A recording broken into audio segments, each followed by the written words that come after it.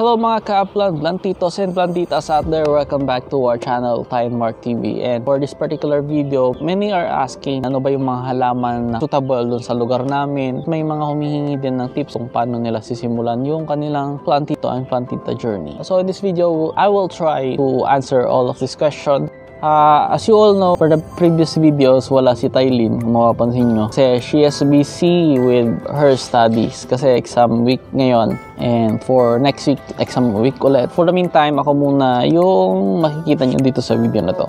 Number one tip is get to know your plant. Mahirap naman alagaan yung isang tanim or halaman na hindi mo alam kung anong pangalan niya. The perfect place to identify your plants is using Google Lens. This is one application na ginagamit namin to identify a particular plant na hindi familiar sa amin. And second on how to identify your plants is you can use your social media or Facebook and join sa group ng mga plantito and plantitas or plant hub groups, and then i-post nyo dito yung mga tanim nyo and just ask kung ano yung pangalan nitong halaman na to. Most of the time ganun din naman ginagawa na. If we don't know this particular plant or this particular variety, we ask our friends in Facebook or kahit hindi friends, yung mga member to identify this particular plant. Second tip is, since identify mo na kung ano yung halaman na yun, you need to know naman kung ano yung mga kailangan ng halaman na yun. First is yung mga halaman na gusto ng direct sunlight. There are plants na partly shaded lang or partial sunlight lang yung kailangan nila. Indoor plants like the aglonema and calataya. And bukod sa sunlight, malaking factor din yung watering. Iba't ibang plants is iba-iba din yung type of watering. Hindi lahat ng halaman is kailangan nadidiligin siya araw-araw. So, there are plants like succulent na bihira yung pagdidilig. You should know then kung kailan siya didiligan or kung how often mo siyang didiligan sa isang araw or even isang linggo. Usually, ang pagdidilig namin is umaga and hapon or minsan once a day lang.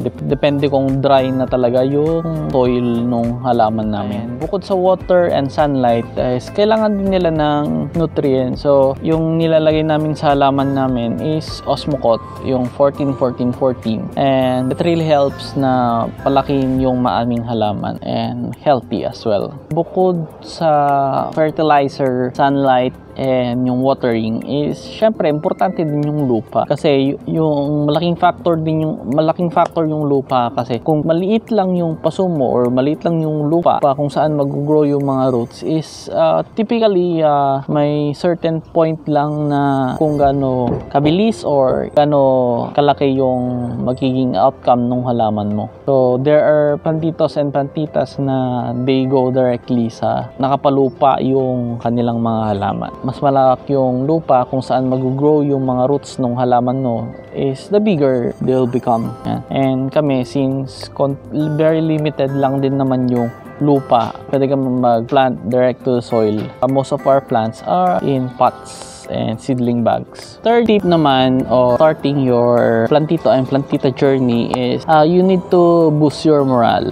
Mark, paano ba namin i-boost yung morale namin? Marami kasi ang nag-quit magtanim kasi nga first try pa lang nila or second try nila is namatay na yung mga halaman nila. One advice that I would give is go with plants na hindi siya masyadong sensitive like the mayana. Ba't ba lagi kong example lang mayana kasi madali lang siyang din buhayin and madali lang siyang i-propagate. So for propagation tips, naglalagay ako dito na link ng aming videos about mayana. Aside from madaling alagaan is should invest muna yung mga mura lang muna na halaman kasi many people quit planting kasi nga yung unang binili nila is napakamahal and suddenly namatay yung halaman nila and then that's it, ayaw na nilang magtanim kasi nga nawala yung kanilang confidence on planting. And fourth tip is wag excited mag-propagate kasi ito yung isa sa mga naging mistake namin. We love propagating landscaping. Marami kami napoproduce pero yun lang yung mother plant namin or yung pinakaunang halaman namin is nakakalbo. Maliliit lang yung dahon na natitira.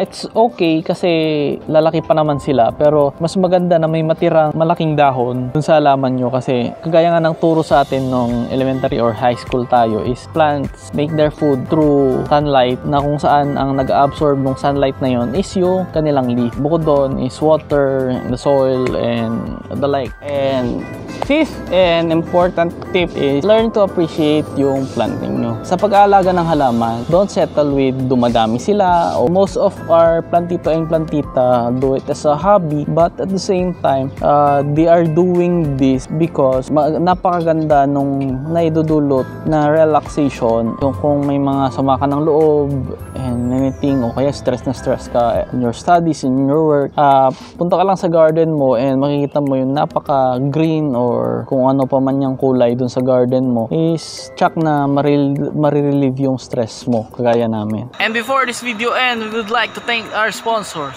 Ay, wala pala kaming sponsor.